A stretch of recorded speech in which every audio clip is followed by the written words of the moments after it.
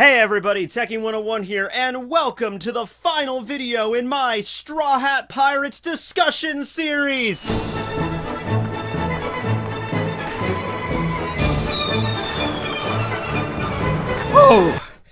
Whoa, yeah. It's been quite the ride. Thank you all for all the support in the past, about 6 months. Since we've been doing this, and it's only going to get better from here because we're going to be moving on to the worst generation, and then I'm going to talk about, like, all the, like, fan favorite character discussions, Smoker, Tashigi, Dragon. It'll be more free form after this. I could pretty much just talk about any character, because people always tell me, man, talk about this character, and I'm like, if I do, then that's just going to put this series off the track, and I need to get this done, alright? So this is the last video. We're going to be discussing VIVI. Now, a lot of people might be saying, well, Matt, VIVI, I like VIVI, but she wasn't a Straw Hat. She's not a real Straw Hat. It's been forever. It's actually been the better part of 600-something chapters. She left the crew at chapter 216. Okay, we're at chapter 878 for reference. And you know what? So I decided to put her on there, though, because, there are other people, there have been other people, I guess I should say, that have traveled with the Straw Hats before. VIVI wasn't even the first. You have Kobe, way back at the beginning of the story, that traveled with Luffy, from Alvida's ship all the way to, to Shelltown, and he didn't end up joining. You had Johnny and Yosaku, who palled around with the Straw Hats from the Baratier all the way to Arlong Park, So she wasn't even the first person to, travel with them without becoming a Straw Hat properly. And you're right, she didn't. But VIVI, she was special, okay? She was special in that with everybody else that's traveled with the Straw Hats before, it wasn't as hammered in as it was with VIVI that she might actually join. Nobody else that traveled with the Straw Hats had a very, strong connect. The Straw Hats never really had a connection with everybody else the same way they did with VIVI. You know what I mean? To the point where you get to the end of the Alabasta arc, and not just the Straw Hats, but also the fans are seriously curious, is she going to join? Because most people were fine with that. I mean, most people, because we've already introduced her. She palled around with the Straw Hats from Whiskey Peak to Little Garden to Drum Island, and then the entire arc of Alabasta, which was pretty big in its own right. I think at the time, it was the longest running arc in One Piece at the time, the Alabasta arc. So, at the end of the Alabasta arc, if she would have joined up with the crew, I don't think there'd be a lot of people that would have complained about that. Because we already got to know who she was and what drives her and everything like that.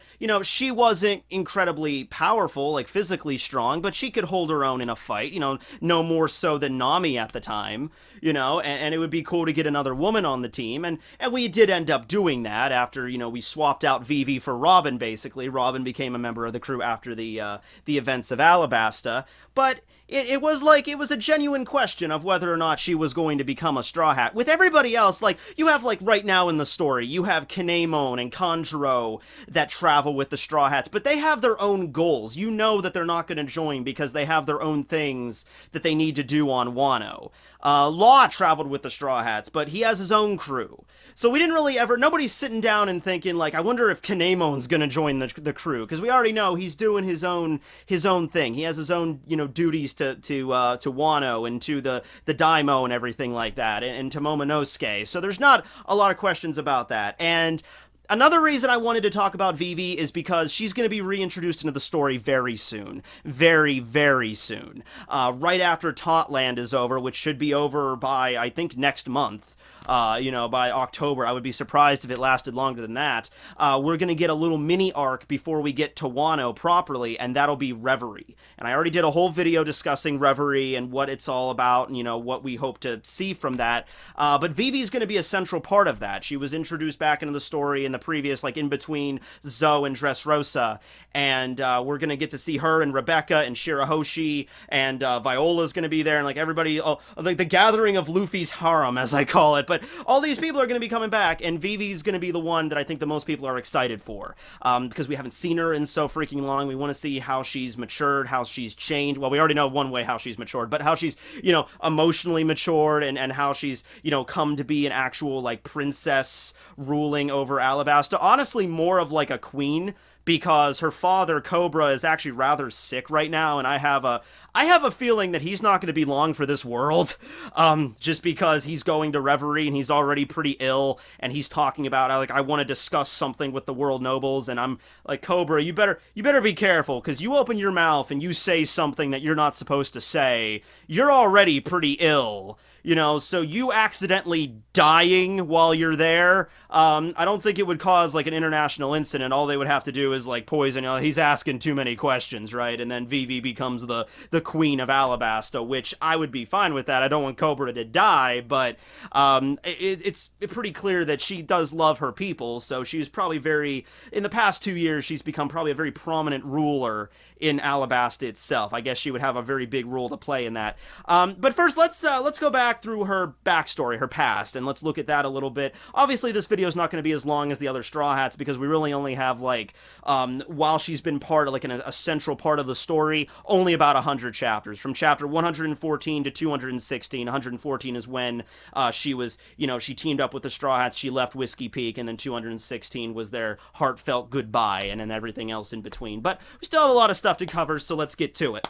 Alright, so Vivi was born to Cobra and Titi Nefeltari, which is the royal family of Alabasta. And it's actually interesting because they are actually descendants of the original 20 families that started the world government. The reason that that's interesting is because whenever the 20 families started the world government 800 years ago, like right at the tail end of the Void Century, because whatever happened there, they had to leave their current kingdoms and they all moved to Marijois to run the government.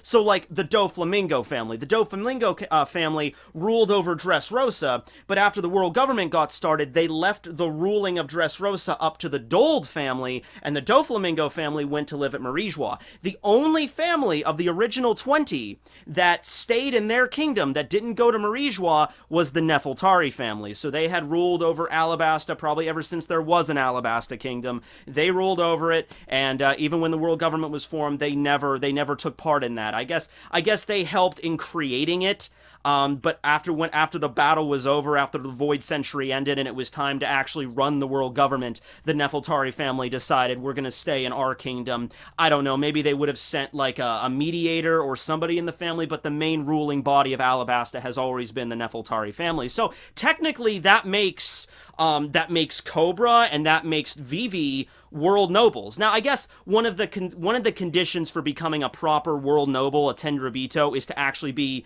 a descendant of the 20 families, and I guess also living in Marijois, because it's very clear that Cobra and Vivi, they're not looked at the same way as somebody would view a world noble. Even the world government doesn't really view them like that. They just view them as like a normal, a royal family that's just ruling over a particular country. That's all they view them as. But, I mean, if we just want to go by the bloodlines alone, yeah, Vivi is world noble, that she does have that lineage. But anyway, yeah, she grew up on the island, and she had a pretty normal childhood. Her mother died when she was very young, Nefeltari Titi, so we don't really know much about her or her relationship with Vivi, to be honest with you. I mean, it's nothing, like, it might be something depressing there, I don't really know. Like, Robin, her mother left when she was 2, and then, when Robin was 8, she came back only to be reunited for like 5 minutes until Olvia just got shot and died in Robin's arms. But maybe something dramatic happened with Titi and Vivi, we just don't know. Yeah, she died when she was very young, which left Vivi to be raised by her father, Cobra, as well as the leaders of the Royal Guard. You had Igaram, you had Chaka, you had Pell. Pell was the strongest warrior in the kingdom. Chaka was like also one of the higher ups there, and they were commanding the Royal Army, the Royal Guard. You also had Terracotta, who was Igaram's wife. So Vivi lived a good life, growing up in Alubarna, in the kingdom. But she wasn't like the stuck-up kind of royalty that you get to see in other parts of the One Piece world. She wasn't just like, oh, I'm royalty, so I'm better than all the commoners. No, she was very free-spirited, so she would try to, sneak out and, play with the peasants, so to speak. On one of their trips, I think Cobra and Vivi went to go visit Yuba, and that's where Vivi met Toto and his son Koza. Koza was about the same age as Vivi, and so they started playing together, and, there was concerns there with her being the princess and everything, so every time that they played, usually Igaram or Pell or somebody would watch what she's doing so she didn't accidentally, die or something, because, but they weren't overly bearing. They weren't like, you cannot play with a peasant young princess, you must come back to the castle. They let her do basically what she wanted to do, and they let her be a child. They let her have fun, so that's okay. I'm so used to discussing depressing backstories here, but this was actually fairly normal. As normal as you could be being raised as a princess, but giving enough leeway for you to go and make friends and have fun and just be a kid. So there you go. At one point in her childhood, she attended Reverie when she was 10. Yeah, because Reverie occurs every 4 years. So she attended Reverie at age 10, and then 14, I don't really know. That might be kind of sketchy. That might be around, I don't know, because the timing of Vivi's past is not as concrete as a lot of other things in the One Piece world. So we don't really know where she was at age 14. If she attended Reverie or if she was already seeping into Baroque Works at that point. We don't know. We meet Vivi in the story when she was 16. That's when we meet her as Miss Wednesday. And then now, currently in the story, she's 18, about to attend another Reverie. But at age 10, we know she attended a Reverie with her father and Igaram, and everyone was there. That's when she had the encounter with Wapol. Wapol is, of course, the evil, tyrannical dictator, basically. He's a king, but he's essentially I do whatever I want. All the doctors come here. Screw the people. And he didn't really care for Cobra. Wapol didn't. So to get back at Cobra, he just kind of he's kind of like a dipshit. He just slaps a 10-year-old girl in the middle of a world summit where anything like that could result in a full-scale war. And Wapol was a dick through and through. You gotta give him that much. He was at least consistent to the character.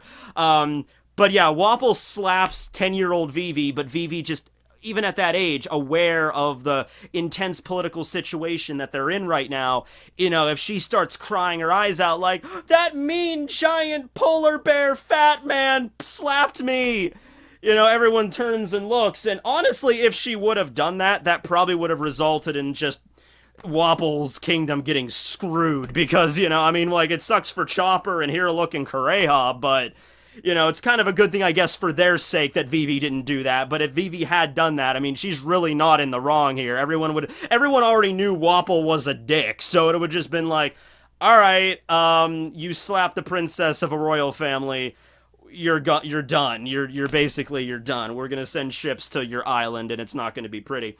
But Vivi was very composed. She got back up. She apologized to Wapol for getting in his way, even though it was completely Wapol's fault. She walked away, and Igaram was like, "Oh, I'm so proud of you, princess. You handled that situation beautifully." And Wapol's just like, freaking kid. Well, whatever. Let's go back to the island. So that was pretty cool. That was an interesting, perspective on how she was raised as a child and understanding these very, very touchy political, situations even at that age. That was cool. And then this is where we get a little bit of a problem with the timeline, basically. Not really a problem, it's just we don't know. Okay, so at some undetermined time between when Vivi was 10 years old and when she was 16 years old, that's when Crocodile arrived at Alabasta. He got there and he presented himself, I am the warlord Crocodile. I am going to be your protector, and anytime the pirates showed up to the island, Crocodile shows up and he fucking wipes the floor with them and saves the island, and he becomes the island's hero. This was only step numero uno in his multifaceted, multi-year plan, which involved an entire criminal syndicate, basically just to get his hands on information regarding Pluton, which is this island-destroying superweapon battleship kind of deal. So, Crocodile becomes the hero of the country while maintaining this criminal organization known as Baroque Works, him taking the codename of Mr. Zero. And all the while this is going on, all the citizens are on his side, or getting on his side. At some point after this, a massive drought begins to take over all of the country, except for one location. Well, actually, technically two locations. Rain Base is Alubarna. But Alubarna was the capital city, so it was kind of more noticed there. Massive drought in the country. Alabasta is already a desert island. It's a summer island, and it's a desert, so it's kind of hard to, plant things there already, but they seem to get by. But then all of a sudden, this massive drought hit, and it was really bad, except for Alubarna, which was getting rain. So they kind of came up with this idea it it must be the rain of the king's blessings or something like that. That's why only the rain falls in Alabasta, not over here. So that, whatever. You could just chalk this up for natural causes until at some point it was discovered that King Cobra, who was actually it was actually Mr. 2 that was using his Mane Mane powers to, turn into King Cobra, was actually, at the harbor taking in vast amounts of boogie powder. Boogie powder is that illegal stuff that the world government has banned. You burn the powder, it goes up into the atmosphere, draws up all the surrounding moisture, and then it rains at a particular point where you burn the powder. But it takes away the moisture from everywhere else, so everywhere else doesn't get rain. And Alabasta, like I said, is already a desert, so there's not a lot of moisture to go around with altogether, right? So everybody saw him do it there, and then vast quantities of the stuff were found stashed underneath the royal palace, and everyone was just like, oh my god, why would you do this? Now, there were some people in the country that were still loyal to the king no matter what, but as for the younger members of the country, people that didn't know the king as well as the old-timers, they immediately saw this as,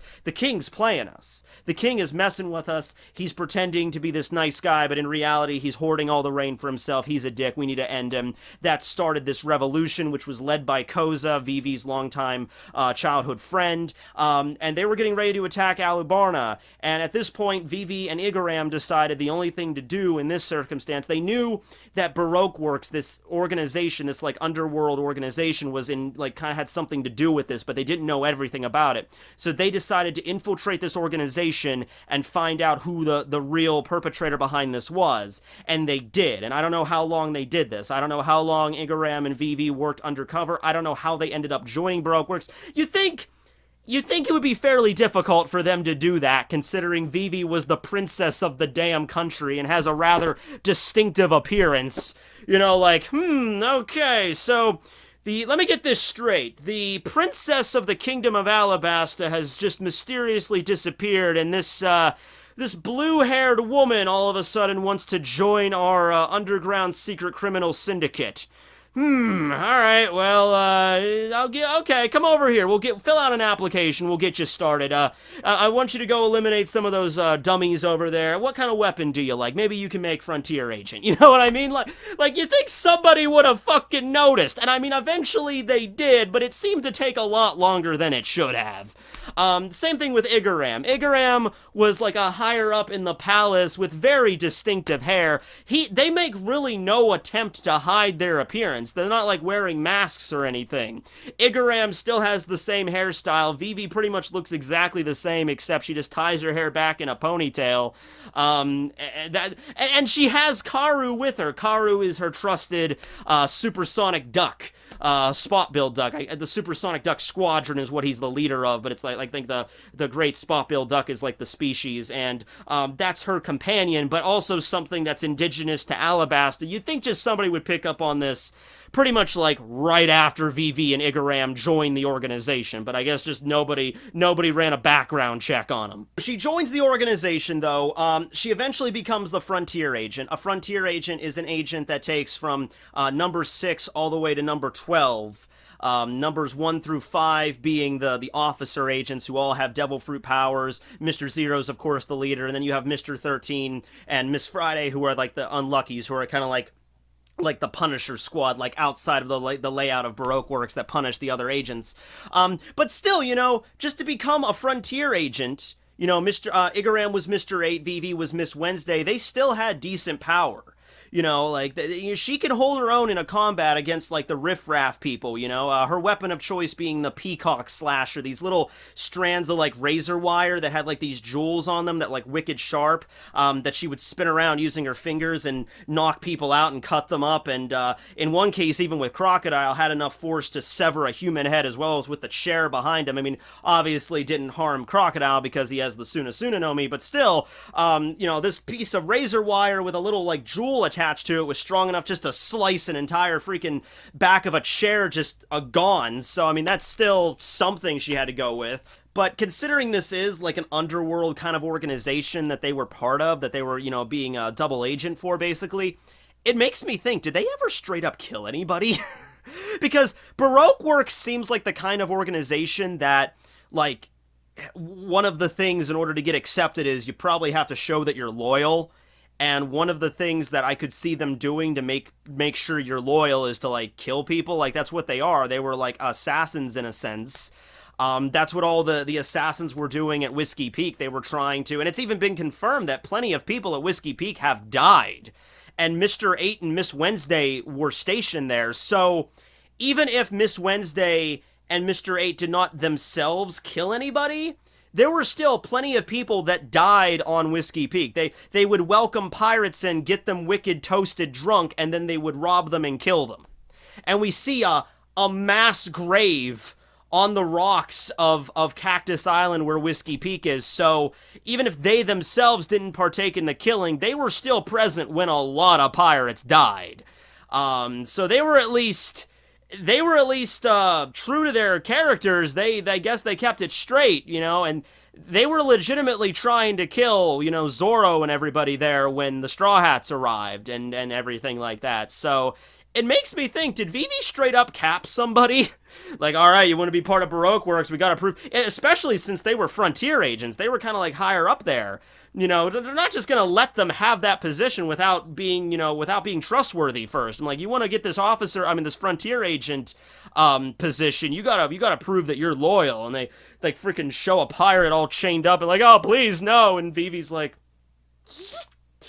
so hardcore, going dark places there. All right, anyway. But okay, so eventually Vivi and Igaram, they figure out who the real mastermind is. They figure out the leader of Baroque Works is Mr. Zero, who is Crocodile, and they're like, oh man, it all makes sense now. Mr. Zero is Crocodile. Crocodile's the setting himself up as the hero of Alabasta. All the people are on his side, and he's playing the revolution and the royal family together, and they're gonna kill each other, and then Crocodile's gonna do something, and we don't know what, but it's gonna be freaking horrible. So then they figure out, okay, we need to somehow get this information to Alabasta, but they really can't do anything because they're kind of stuck at Whiskey Peak.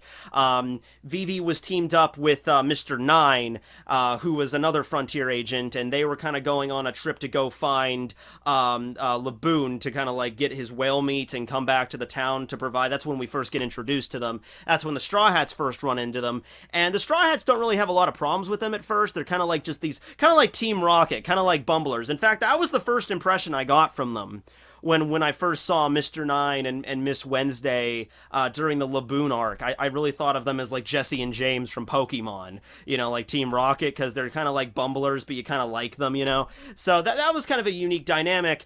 And then, of course, you get to Whiskey Peak, and then they introduce, like, we understand, like, the bigger part of what they are, like, bigger part of this Baroque Works thing, right? And it all comes to a head, though, when Mr. 5 and Miss Valentine show up, the officer agents. So they both have devil fruit powers, and they found out, just like Vivi figured out Crocodile was the head, they figured out who Vivi and Igaram really were, and that they were double agents, and they came to eliminate them. So Igaram dresses up as Vivi. I don't know how they managed to see through that clever disguise, looks just like her, and so he's like, all right, I'm gonna try to distract them to get them away. You Straw Hat Pirates, you need to take Vivi and get to Alabasta. Can I trust you with this? And Nami was sort of the negotiator on this, and Nami just like, oh, we'll do it for 1 billion berries, which I'm like, damn, Nami, you're cold-blooded, but hey, at least you're asking for it. She's aware of the circumstance. She's like, returning a princess to a royal family. All right, I should be able to at least get 1 billion berries out of this. I'm not trying for chump change, okay? And this was at a time in the One Piece story when, like, the highest bounty revealed was crocodiles, and that was only 80 million. So, or 81 million. So, like, 1 billion is a ridiculously high number. And Igaram is just like, well, I can't promise you that much, but if you talk to the royal family, they might, okay, sure, yeah, fine. Just get her off the island, please. So Igaram leaves. He gets his ass blown up by Robin, by Miss All Sunday. And I once again, I just super clever disguise. Don't know how they saw through that. And meanwhile, Vivi hops on board the Going Merry with the Straw Hats to try to get her to Alabasta. While that's when they have their altercation with Miss All Sunday. That's when she appears, and she's like telling them everything about what's awaiting them, essentially, and how screwed they are. Now, here's the cool thing that Oda did, though, and this is what I love about Vivi and her little arc, you know? He could have easily made this a, like, escort mission. You know, he could have made Vivi just a typical princess, damsel in distress, locked in a tower, like, just escort me to my kingdom, and then just had her, like, a sort of, like, the side character as the Straw Hats journey to these like these islands and then eventually get to Alabasta. But like I said, it's not like that at all. As I said, she's not super strong, but she's strong enough to, fend for herself. She's a very, very strong-willed young woman, and also she's very committed. She's very loyal to her friends and to her country. She's not this dainty damsel in distress that needs rescuing constantly. And the arcs leading up to Alabasta, you could have easily put Vivi on the back burner and just not had her really involved until you got to Alabasta and made it more like an escort mission, but you didn't.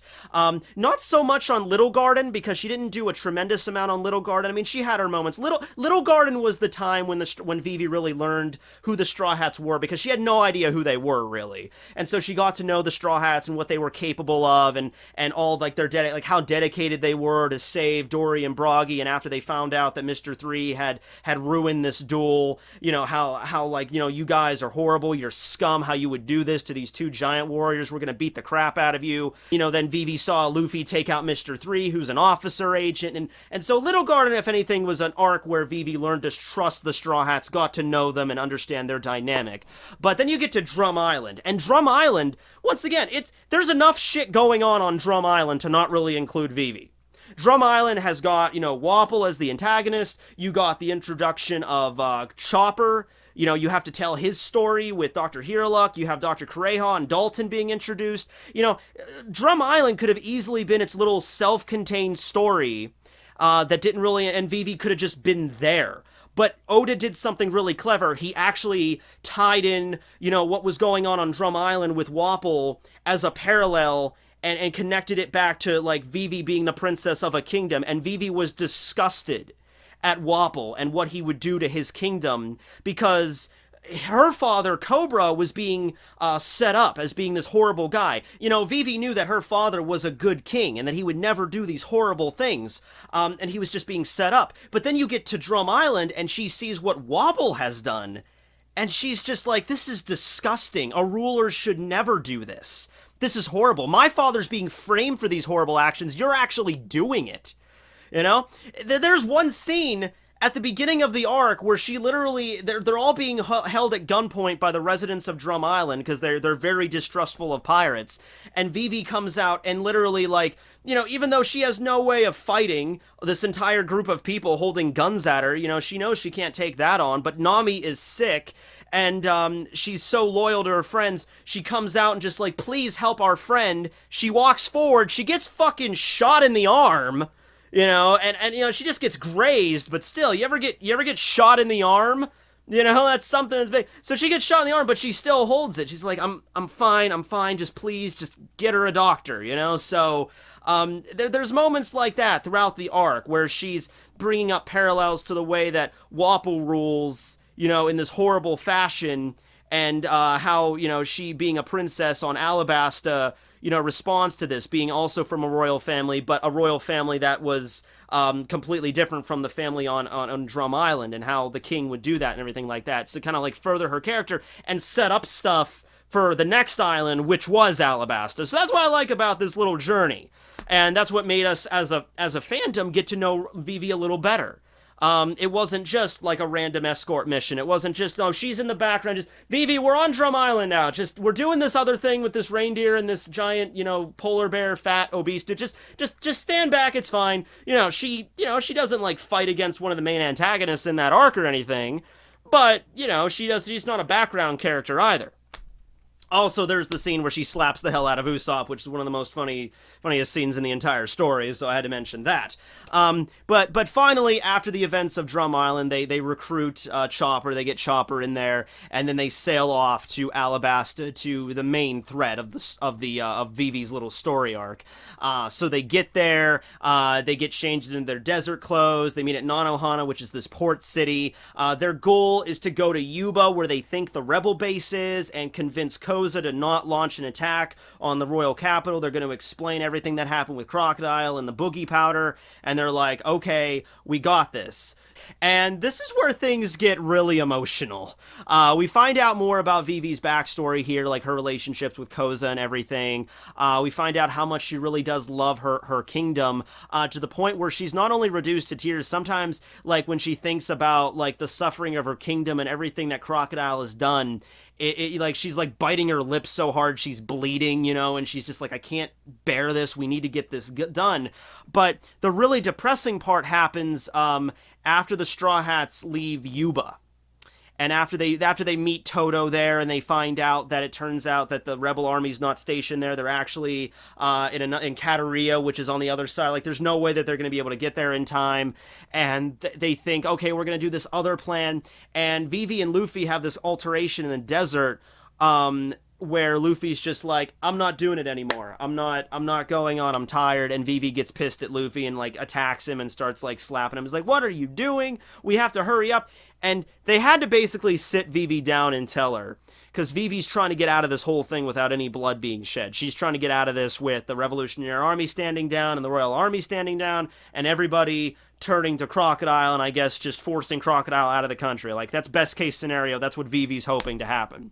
And the Straw Hats and Luffy have to basically sit her down and just like, Vivi, even if you meet the Revolutionary Army, even if we catch up to them in time, even if you explain to Koza everything that happened, that's not going to stop the revolution.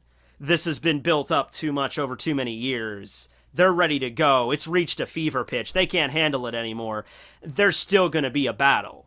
You know, there's going to be blood that's going to be shed. Citizens are still probably going to die here. You can't stop that. And Vivi had a very emotional moment where she probably already kind of knew that already, but she felt like, I'm the only person that can stop this. But subconsciously, she at least had to know that people were still going to die on both sides here. Crocodile's plan has been in place for too long for nobody to get out of this, you know, for anybody to get out of this unscathed, you know. But they eventually have a plan, like, all right, well, what we got to do is we got to get rid of Crocodile. That's who we have to go after. People are still going to die, but he is the problem. He is the root of all of this. We need to expose Crocodile as a villain, and we need to take him out. So that's the plan. That's what we need to do. And they're like, all right, well, where's Crocodile? Well, Crocodile's in Rain Base. I'm like, all right, we're going to go to Rain Base. So the Straw Hats go to Rain Base. Most of them get captured. Luffy, Usopp, Nami, even Smoker, they all get captured under the Rain Dinner's casino, where the Crocodile led this, you know, a genius trap of leading the Straw Hats down a straight hallway. So, you know, that's all they needed. They get trapped there. Now, Sanji and Chopper, they're free, so they're trying to free the Straw Hats, and then Vivi's also free. And you have this moment where Vivi breaks under the casino and confronts Crocodile, and this is the person that's caused all the damage, and he's just sitting there all suave like, ah, princess, welcome to my casino. Vivi just whips out her freaking peacock slasher and just cuts his freaking head off. Which, even though it didn't work, I'm sure that would have been so cathartic for her. Just like, decapitating you felt so good! Didn't work, though, and then she gets grabbed by Crocodile because he has a Logia. There's no way that she could have hurt him. Should have hockeyed up that peacock slasher there, Vivi. Oh, man, how awesome would that have been? That Crocodile was so assured that there's no way she could have hurt him. And then Vivi's like, oh, by the way, I know hockey. And Crocodile's like, wait, what? Oh, God! That would have been hilarious. Arc finished right. Somebody needs to do a fan art of that. Just that one scene where Vivi's walking down the stairs and Crocodile's like a freaking Bond villain. Straw Hats are all in the cage over there like, Vivi, no, you can't do it. Vivi just like, he's like, you can't do it, princess. Oh, shit. Like, right before it hits his neck, like, oh, shit, that's gonna cut me. You know? End of arc right there. Everybody's happy, and Vivi is a badass. Okay, cool. Eventually, Sanji shows up, kicks an alligator through the freaking ceiling, and then frees all the Straw Hats. Everybody gets out there with a little help from Mr. 3. Everybody gets out. All right. So, with that being the case now, it's basically a race to Alubarna. Get to Alubarna, try to intercept the rebels. And then this is the climax of this whole showdown. Luffy gets taken out by Crocodile in the meantime, where they're trying to get away. They get on that mover crab. They cross the Sandora River. They get over to where, you know, outside of Alubarn, and they hatch a plan. They're like, okay, well, Luffy trust Luffy. He's all right. He'll probably show up at some point. We need to come up with a plan here. So because Mr. 2 has his Mane powers and he can like copy people, they all decided to. Oh, sorry, wrong arm. They all decided to mark an X on their arm and wrap it up so they would be able to know each other. And the X mark is very central to this whole thing. It's like basically the mark of their friendship. And I'm pretty sure it's gonna make another appearance in the story when if Vivi ever meets the Straw Hats again, that the X mark is gonna play a role in that little situation. She might even have it on her arm. I don't know. And we only seen her with the cloak on. Maybe she still has it. She's got a tattoo just to remember her friends. I could see her doing that. Right, so they all show up cloaked outside Alabasta, so they're all running toward the city. None of the officer agents know which one is which, who is Vivi. So they all split up into their separate battles and everything like that. Like Zoro and Nami versus Mr. 1 and Miss Double Fingers. Usopp and Chopper take on Mr. 4 and Miss Merry Christmas. Sanji, Mr. 2. Meanwhile, Vivi was actually behind everybody. She stayed behind, and then the rebels started showing up, and she's tried to stop Koza in that really emotional moment where there's like hundreds of rebels charge toward Alabasta, and Vivi tries to stop them, but they couldn't see her in time. Koza passes right by Vivi, and she almost gets trampled. Karu actually has to like shield her, and he gets all beaten up. So it's just like, it's very powerful. It's very emotional there, that moment there. It's like, so close. The rebellion starts, and yeah, people die. Civilians die. People of the freaking Revolutionary Army die. The Royal Army, they die. Baroque Works agents are mixed up into this whole thing on both fronts. They're infiltrating the army and in the Royal Guard. They're dying. And meanwhile, you have the Straw Hats fighting off against the officer agents. Very emotional moment. Meanwhile, Vivi manages to make it all the way to the capital. She gets up to the capital where she has this little face-off with Crocodile. Once again, she can't really do anything. Chaka tries to stop him. The Royal Guard have that what's it called? That fatal fuel shit where it's like a drug that's like super steroids where they're like, we're gonna do this, we're gonna die, and they can't do anything about it. And of course, the one just as Vivi, and she sees her dad freaking impaled up there, about to be crucified, getting run through by those nails, and just when she thinks like we're done, there's nothing we can do, we're done. That's when Luffy shows up with Pell, grabs Vivi, and's like, it's okay, everything's gonna be all right. We're gonna still take out Crocodile. It's not over yet. I know people are dying, and Crocodile going on his little tirade about how there's nothing you can do. That's probably not going to help either. But we can do this. We haven't lost yet, basically. And that's when Luffy begins his epic battle with Crocodile, and I think we all know how that ended there. So eventually all the officer agents get defeated. Crocodile gets defeated. The people of the country find out what was actually going on. Miss All Sunday almost gets killed by Crocodile. Luffy saves her. And it's eventually a happy ending, more or less. For Vivi's cause, it is a happy ending. Alabasta has been reconstructed. Vivi is now the princess. The king is now back in power. Everyone trusts him. We thought Pell died, but he didn't really die. Crocodile trying to set off the bomb. That was actually a critical point too, where he hid the bomb inside of the clock tower where the San gang used to meet, and that's what, Vivi and Koza were part of. So that was another moment there for Vivi during the arc. But afterwards, everything was done and concluded. And, we have the bath scene, of course. I had to mention that, well, obviously. But it's that moment where they ask Vivi, like, you can keep on traveling with us. Like, everything worked out on the country. The country will probably be fine. After the Crocodile's been exposed and everything, the country will be good. If you want to travel with us, it's your choice. We're not forcing you. And when I first watched that scene, on the anime, I honestly didn't know. I was like, wow, this could be either way for her. And I kind of wanted her to join, I'll be honest with you. I really did. I wanted to see maybe, because even if she joined, you could have like her eventually eat a devil fruit. You could have her eventually learn hockey. Her status as a princess, part of the royal family, that would be interesting. Like, imagine if Vivi was on Sabaody, during the time when the world nobles were there. Like, you could have spun this. In fact, it makes me think there's probably a fan fiction out there somewhere where they wrote down, like, what if Vivi would have stayed with the Straw Hats. In fact, that makes me interested. I might actually look that up if that doesn't exist, that should exist too. Like Vivi going through like adventures like at Skypiea and everything like that. Maybe you could still have Robin. You could still have Robin join up too. Then you would have, you know, more women on the crew, which is something that a lot of people always complain about. So yeah, I mean, it could, like it said, it could have worked either way. You can't really bring up like, no. Vivi could have never joined the crew because of this reason. You know, like the only thing you can maybe come up with is, you know, like she doesn't have a dream, or her dream was already achieved when she liberated her, when her country was liberated. You know, maybe like something like that. But I think at that point, like we had over 100 chapters to establish her character and her relationship with the crew. Yeah, I don't think you could say that, oh, there's just no way she could have joined. But at the end of the day, she felt like she loved her country enough that she just couldn't leave it. She just loves her country more than traveling the seas. It was basically her setting aside her own desires for the desires of her people. And that's what makes Vivi a great character. That's what makes her a great princess. She's very self-sacrificing, and that she'll do anything for her people, and that they need her there to kind of properly heal the country's wounds. And so she gives the tearful goodbye to the Straw Hats on the coast.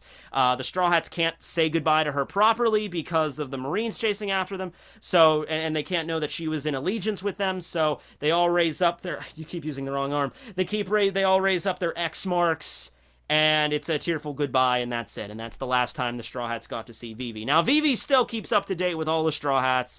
You know, she reads the paper, she keeps track of everything. She probably has like a whole wall of nothing but Straw Hat stuff in her room.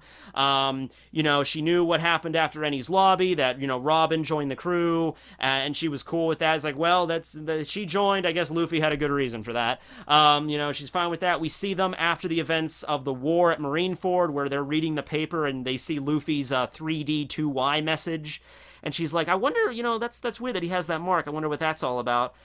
She didn't know the significance of it, but still she recognized, and she's following along with that. And then most recently in the story, just like in the past, you know, right before the Totland arc began, we see her leaving Alabasta with a convoy with Hina and her father and Chaka and Igaram and Pell, and they're heading toward Reverie. They're heading toward Marie-Joie for the World Summit, and that comes back to where we are right now. She will be there shortly in the next arc, probably within the next month. We're probably going to see Vivi again, and that got me really excited.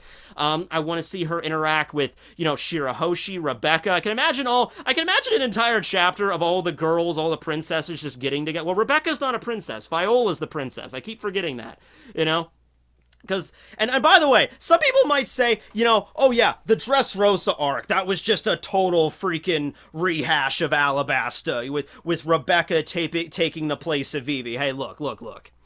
I'm not going to deny that there are similarities between Dressrosa and Alabasta. I'm not going to deny that. But Rebecca is no Vivi. All right, I don't even think Oda was even going there. Oda was not even trying to go there.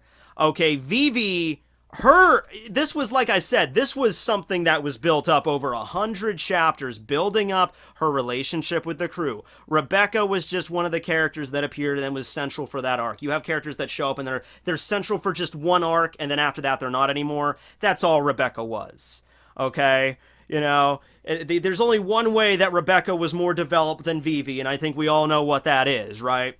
But yeah, Rebecca's no Vivi. I still like Rebecca. Rebecca was okay, but she's no Vivi. And I don't think Oda was trying to make her the new Vivi or whatever like that. I don't think that is. But yeah, there are similarities between Alabasta and Dressrosa, but okay, just wanted to clarify that. But yeah, okay, so all of them are going to get together, and I think they're going to discuss the Straw Hats, or at least reveal, because Vivi cannot reveal to the world government, oh yeah, by the way, I know the Straw Hats, you know, I don't think that'll go over too well. But I could see, like, Shirahoshi and them all getting together and talking about it, like, oh, you met the Straw Hats, I met the Straw Hats, oh, what did they do, what did they do, oh, Luffy's trying to do this, like, crazy, keeping up to date and everything like that, and then maybe somebody might overhear that discussion at Reverie, that might cause some drama there. But I am totally expecting, I would be very disappointed if there is not like a badass scene from Vivi at Reverie. A badass scene where they're all at like this long table, all these kings and queens are throughout the world, and some of the kings or the princes or somebody starts bad-mouthing the Straw Hats, or the condition of the world, or they start going on about this trivial shit that nobody cares about except rich assholes, and then Vivi just like slams her hands against the freaking thing and stands up and just like, let me tell you a thing or two, and everyone's like, holy shit. I'm expecting something like that. I want to see something cool like that from Vivi, alright? And so, yeah, I don't know how long the Reverie arc is gonna last. If I had if it was my decision, I would make it anywhere from 10 to 20 chapters. That would mean that we would probably have to push back Wano till the very, very tail end of this year or next year, but I'm fine with that because Reverie needs to be elaborated upon. We need to see shit from Reverie. Has to happen. Want to see stuff from, Cobra, and you also have Dalton and Kureha going there. You have Wapple attending. I know no one really cares about Wapple, but you have him there. That could cause some drama. You, of course, have Shirahoshi and Neptune and the Neptune brothers. You have Viola and King Riku Dole, King Isabella II, Viola, Rebecca, I already said them, Vivi, Cobra. I want to see stuff from them as well, but I think I want to see something mainly from Vivi because we haven't seen her for so long, and yeah, I think that's going to be something big from her, but just expect that. And yeah, that pretty much brings it all up to date. I wouldn't feel right if I made a Strawhat discussion and didn't talk about Vivi. I think it comes more for somebody that's been reading or watching this story for a long time. One Piece is a long story, guys. 20 years. I mean, so people that are just getting into it in the past 5 years, maybe even the past year or so, and they have to play catch up on anything, that's something that's a lot of work, and it takes a lot of time. But from somebody like, even if it was the 4Kids dub, that's when I got first introduced to One Piece, it was the 4Kids dub, that still covered everything up till Alabasta, and including Vivi.